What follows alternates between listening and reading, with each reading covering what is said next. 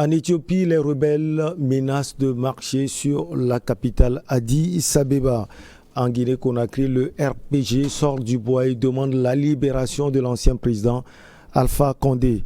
En Centrafrique, relations de plus en plus tendues entre Bangui et la MINUSCA. Et on termine comme de coutume par le Togo, les syndicats satisfaits de leur premier jour de grève. Nos invités sont en place. Il s'agit de Kosigan Akoité, président de Alliance Jeunesse et Développement. Nous avons également Kofi Nayote Kondo, il est juriste et analyste politique. Et puis le journaliste Francisco Napokura, directeur de publication de Tampa Express. Nous disons bonjour à nos invités. On commence par le président. Vous allez bien? Bonjour Michel, bonjour à tous les téléspectateurs de Livo TV. Bonjour spécialement à mon frère Kiboli Aristide, directeur de Lagos Intelligence depuis Anéo. Oui, Kofi Nayote Kondo, ça fait quelques temps. Hein. Vous allez bien? Je vais bien. On rend grâce à Dieu. Je vous salue et merci de m'avoir accueilli sur ce plateau ensemble avec vos collègues pour débattre ce soir. Allez, le journaliste, c'est le confrère, hein, l'aîné Francisco Napokura. Oui, bonjour Michel. Bonjour très chers amis sur le plateau. Et un bonjour spécial à M. Toyi depuis les USA. Qui nous suit souvent en direct, certainement qu'il est encore connecté, qui nous suit. Et puis, pour la petite histoire, il est de Bodjondé. Il est très émerveillé parce que à chaque fois, quand on vient, quand l'occasion se présente, on prononce Bodjondé. Sachez que en disant Kwadapé, Djarkanse, Djarkwanga, Falakunando, tout ça, il y a des gens qui sont fiers quelque part, qui sont à des milliers de kilomètres et qui entendent qu'on prononce le nom de leur localité. Donc on se fera le plaisir de le faire souvent. De le faire souvent. Allez, on commence donc par l'Éthiopie et les rebelles qui menacent de marcher sur la capitale Addis Abeba. On sait déjà, Francisco Napokura, que ces rebelles du Front de libération du peuple du Tigré qui affrontent l'armée éthiopienne depuis un an dans le nord ont déjà affirmé ce week-end avoir pris les villes de Dessi et de Kombolcha situées à un carrefour routier stratégique situé à 400 km au nord d'Addis Abeba, la capitale. Oui, et Addis Abeba, même la capitale de l'Union africaine, qui est confrontée à cette dure épreuve. Et une guerre qui a été lancée par l'Éthiopie, le gouvernement éthiopien, suite à des attaques perpétrées contre des camps au niveau de Addis Abeba, certaines localités de l'Éthiopie. Et à un moment donné, le gouvernement, le premier ministre éthiopien, un prix Nobel de la paix, comme on le dit, a lancé une guerre sans merci dans le Tibet. Et donc, maintenant, ces forces rebelles ont pris le dessus. Je peux dire qu'ils sont aujourd'hui aux portes de Addis Abeba parce que à l'heure actuelle, ils sont en train de couper l'autoroute qui permet de faire les ravitaillements en carburant, en vivres. Donc c'est aujourd'hui une guerre sans merci et personne ne sait quelle sera l'issue parce que présentement, les forces, régulières sont en train d'être rapatriées vers la capitale. Ça veut dire que les autres localités du pays ne sont plus une priorité pour le gouvernement éthiopien. Donc à l'heure là, si aucune intervention extérieure des États-Unis, je ne sais pas, est-ce qu'ils vont intervenir? Si aucune intervention extérieure n'arrive, la capitale, Addis, va tomber dans les mains des rebelles. Alors, Kosigan, à côté, on attend ce jeudi à Addis Abeba un émissaire américain, mais en attendant, la capitale est menacée. On n'a pas compris finalement la réaction ou bien la stratégie des rebelles, parce qu'entre-temps, ce sont les forces armées éthiopiennes qui dominaient les combats dans le Tigré. Oui, c'est vrai qu'aujourd'hui, Addis Abeba est en difficulté.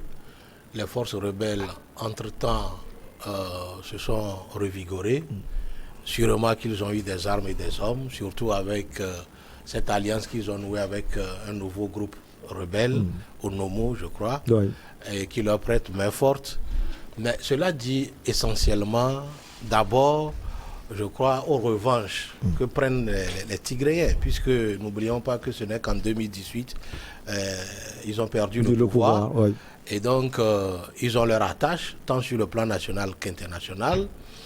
Et tout ce qui se fait aujourd'hui est rattaché à l'histoire même de l'Éthiopie, parce qu'il y a deux visions contraires qui s'opposent.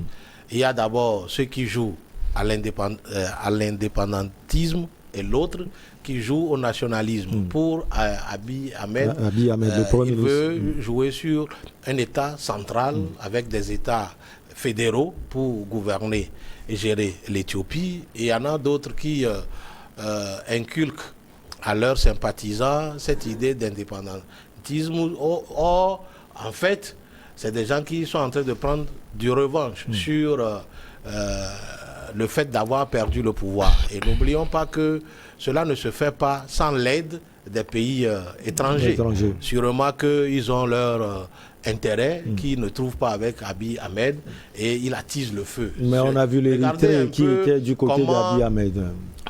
Non, écoutez, regardez comment la société civile internationale s'en prend à Abiy Ahmed. Peut-être que c'est parce que c'est un prix Nobel.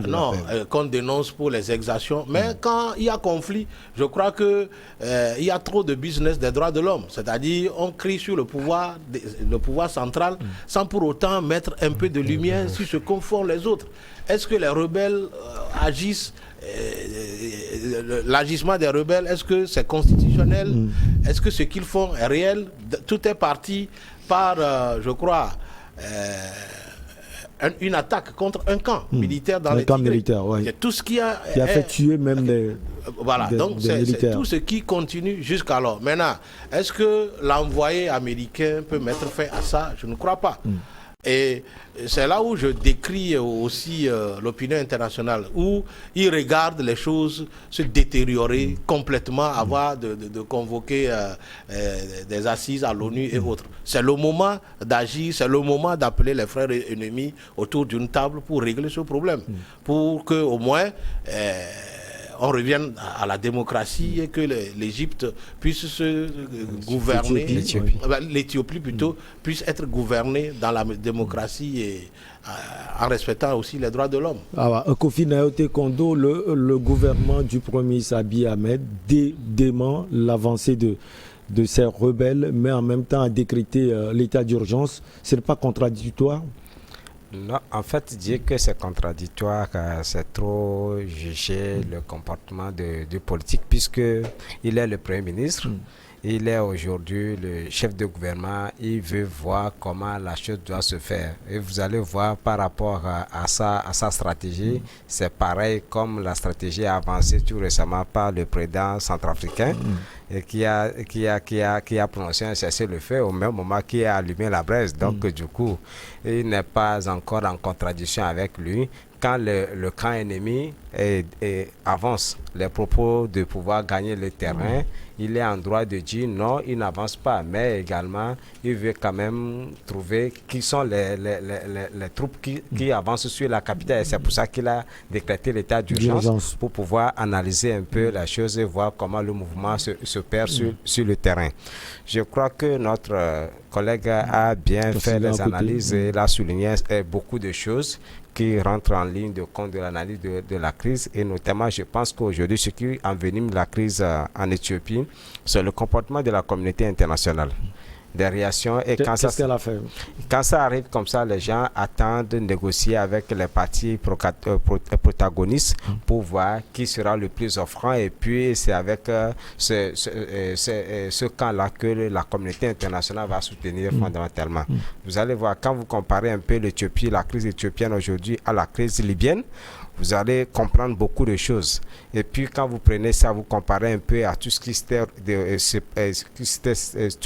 passé en RDC, vous comprenez tout de suite qu'aujourd'hui, la communauté internationale ne sert pas. Nous allons revenir là-dessus quand nous serons sur le sujet concernant la Centrafrique pour pouvoir dire quel rôle joue effectivement la communauté internationale si c'est pour renforcer la paix en Afrique, dans le monde, ou bien si c'est pour venir tirer les intérêts et puis partir. Donc, pour ce qui concerne naturellement, spécialement la crise en Éthiopie, il ne s'agit pas d'une question d'un émissaire américain, mais c'est le siège de l'Union africaine et c'est le lieu que l'Union africaine pèse lourd pour trancher si vraiment cette organisation a une autonomie d'action et de décision. Alors, Francisco Napokura, le Premier ministre Abiy Ahmed, même question, il a décrété l'état d'urgence. Il a même appelé ceux qui sont à Addis Abeba d'être prêts pour le combat. On parle même de distribution d'armes dans la capitale. Oui, au fait, quand on parle d'état d'urgence, c'est qu'on demande à tout le monde de devenir des guerriers. C'est ça. Lorsqu'on parle d'état d'urgence, tout le monde se met la main à la pâte. Encore qu'il faut voir, est-ce que le peuple éthiopien est habilité? Est-ce qu'il y a la formation militaire, comme on le dit, obligatoire là-bas? Est-ce que les gens savent vraiment tirer, manier les armes? Est-ce qu'ils sont huppés dans les stratégies de combat, de guerre?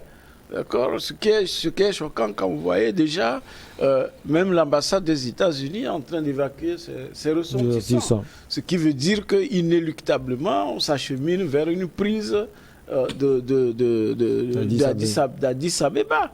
Je dis que quand on est en train de rapatrier les forces de défense et de sécurité sur la capitale au détriment des autres localités, ça veut dire que la crainte aujourd'hui, c'est la capitale. Mais quand nous prenons l'Éthiopie, qu'est-ce qui peut expliquer ça, cette force des rebelles qui avance sans trouver véritablement de contrepoids, c'est l'armée régulière qui était partie même au Tigré. Et n'arrive pas à contenir. On avait parlé de ces exactions depuis quand ils avaient commencé. Est-ce que c'est aussi le conflit entre l'Éthiopie et l'Égypte? Vous savez que Al-Sisi ne pardonne pas le fait que les autorités éthiopiennes ont décidé de construire le barrage sur le Nil. Et ça n'a pas été du tout, et ce n'est pas du tout l'amour entre les deux pays. Il y a également le Soudan. Il y a également le Soudan qui aussi, forcément, vient en appui. Donc, quand on parle de ces pays, on voit aussi que la Russie, la géopolitique, la géostratégie, c'est aujourd'hui ancré. Tout le monde veut conquérir le sol africain. Ce sol aride, on a vu dans les années 80 à 90, on a vu les sols arides de l'Éthiopie. Avec toutes ces vagues de famine, à l'époque où on montrait le sol qui se fendait, mais qu'est-ce que les yeux ont pu voir et que l'œil visible n'arrive pas à voir, et que aujourd'hui l'Éthiopie, bien sûr qu'à un moment donné, ils ont lancé quand même le pays sur la voie de développement. Est-ce que c'est ça qui attire? Voilà autant de sujets qu'il faut toucher avant de pouvoir élucider cette guerre, les enjeux et puis tout ce qui est apporté comme logistique.